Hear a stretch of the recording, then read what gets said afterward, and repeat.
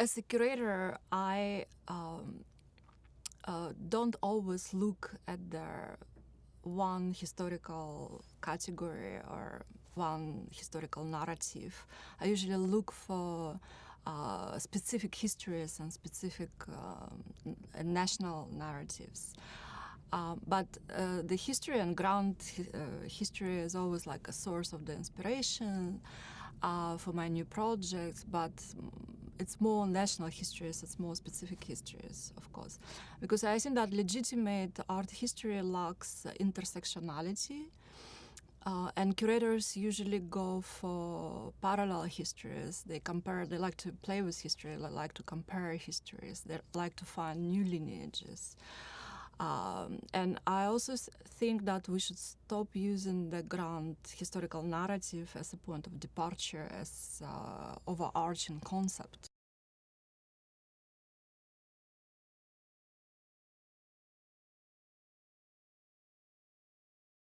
And I think that the whole pre-Second World War period and post-Second World War period of the Soviet art is actually pretty much overlooked by the Western audiences.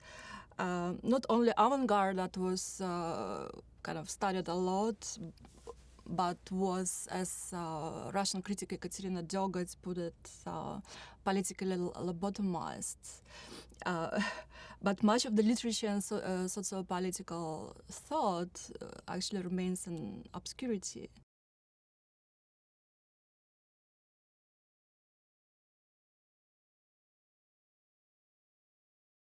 It depends on what period of time we are talking about. So if it's for contemporary artists now, I do believe that many things derived from the non-conformist art in the 70s and 80s. But because of this collapse of the Soviet Union, the catastrophic events that followed, and and break up from all legacies of the Soviet Union, we have this rupture, in between the period of time. So now, if you look at the contemporary art in Russia, it's a mixture of things. New left practices came out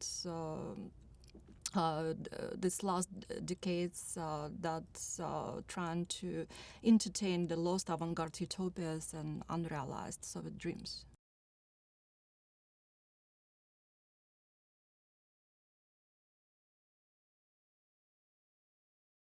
Russian art is a part of the global art system. There is no doubt here, because Russian art is supported by, there are quite a few very rich privately funded art centers and institutions and foundations that support and promote also art, Russian contemporary art abroad, and also there is some support coming from the state.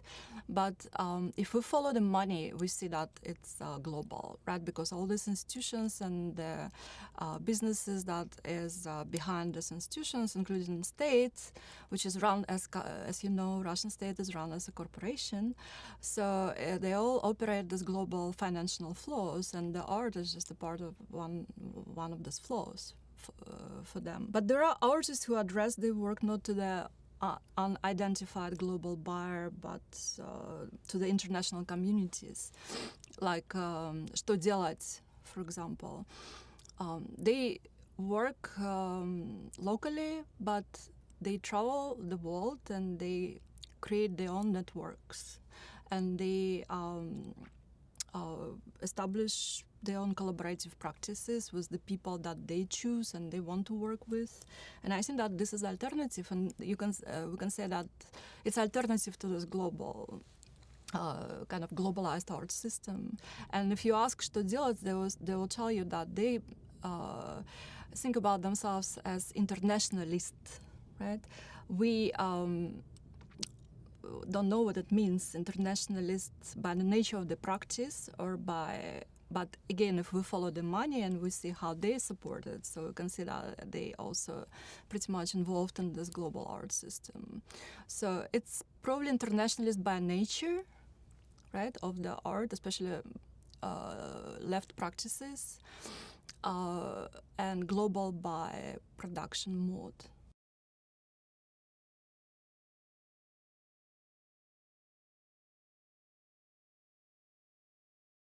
Visibility is a very tricky prerequisite, but obscurity doesn't help either. So I don't know how to answer.